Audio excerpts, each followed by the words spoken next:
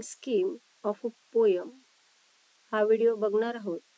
या पूर्वीच्या व्हिडिओमध्ये आपण सर्व पोयम्सचे ॲप्रिशिएशन बघितले। त्यामध्ये रायमिंग स्कीम हा एक पॉइंट असतो ॲप्रिशिएशनमध्ये, टायटल, पोएट आणि रायमिंग स्कीम।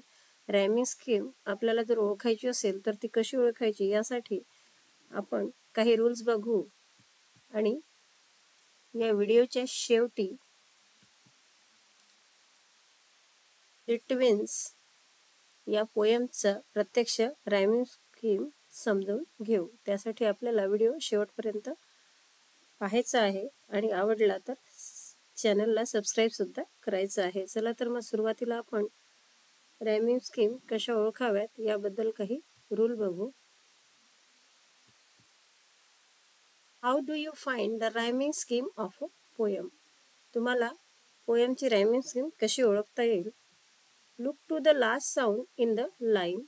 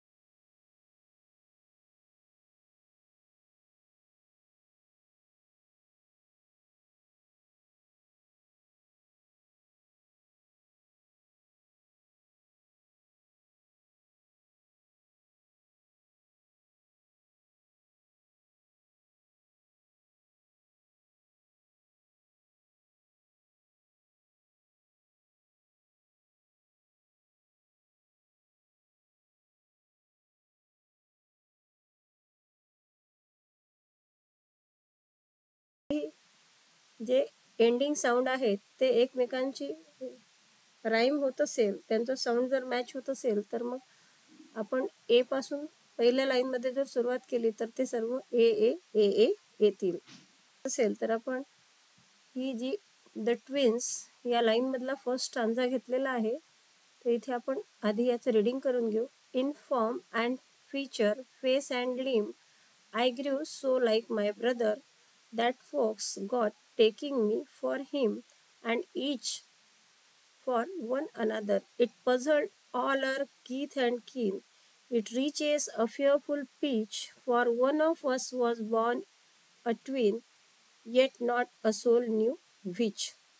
याच्यामध्ये आपण रायमिंग स्कीम कशा प्रकारे लिहायची हे चांगल्या प्रकारे समजून घेऊ।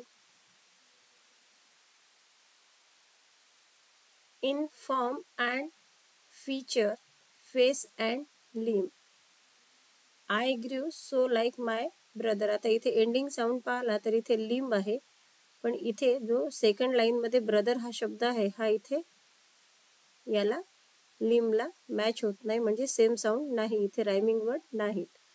देन थर्ड लाईन, दॅट फोक्स गॉट टेकिंग मी फॉर हिम, इथे आपल्याला लिंब या शब्दाशी हिम हा शब्द जुळतो असं दिसतंय, म्हणजे लिम आणि हिम हे रायमिंग वर्ड आहेत।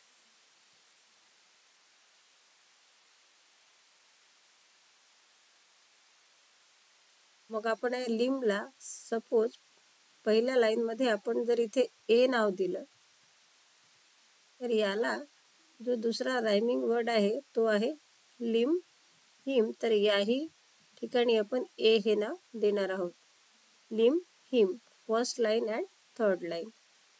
सेकंड लाईन बघू. I grew so like my brother, आणि फोर्थ लाईन जी आहे ती आहे and each for one another. आता इथे ब्रदर आणि अनदर हे दोन्ही शब्द रायमिंग वर्ड्स आहेत. So we write here B. आता आपण ए सेम लाईनला रायमिंग वर्डला दिलेला आहे, तर इथे आता दुसरं जे अल्फाबेट आहे ते आपल्याला बी घ्यायचं आहे. तर आपण याला नाव देणार आहोत बी. आणि ब्रदर अनदर म्हणून याला सुद्धा सेम साऊंड असल्यामुळे बी हे नाव दिलेलं आहे. आता इथे आपल्याला ए बी हे पॅटर्न मिळालेलं आहे. वळूया पुढच्या सेंटेन्सकडे. It puzzled all our kith and kin, it reaches a fearful pitch. आता इथे जो लास्ट वर्ड आहे हा कीन आलेला आहे. नेक्स्ट लाईनमध्ये पीच आहे, म्हणजे हा याला रायमिंग वर्ड नाही. नेक्स्ट लाईन बघू. For one of us was born a twin. आता कीन आणि ट्विन हे रायमिंग वर्ड्स आहेत. तर आता आपल्याला ए बी पॅटर्न इथे फॉलो केलं तर आपल्याला इथे आता कीन आणि ट्विनसाठी सी हे पॅटर्न फॉलो करायचं आहे.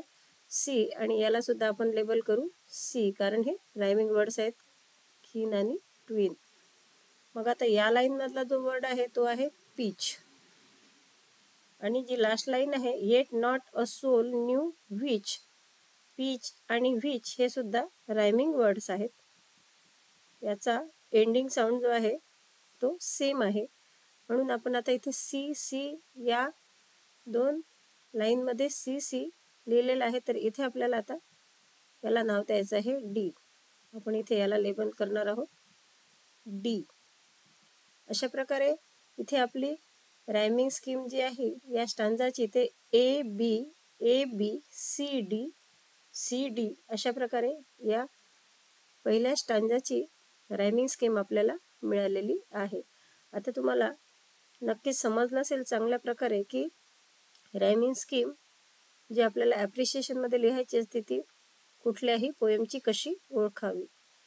इंग्रजी विषयाचे तसेच इतर सर्व विषयाचे इयत्ता 10वीचे व्हिडिओ बघण्याकरिता चॅनलला सबस्क्राईब करा आणि व्हिडिओ आवडल्यास शेअरसुद्धा करा. Thanks for watching.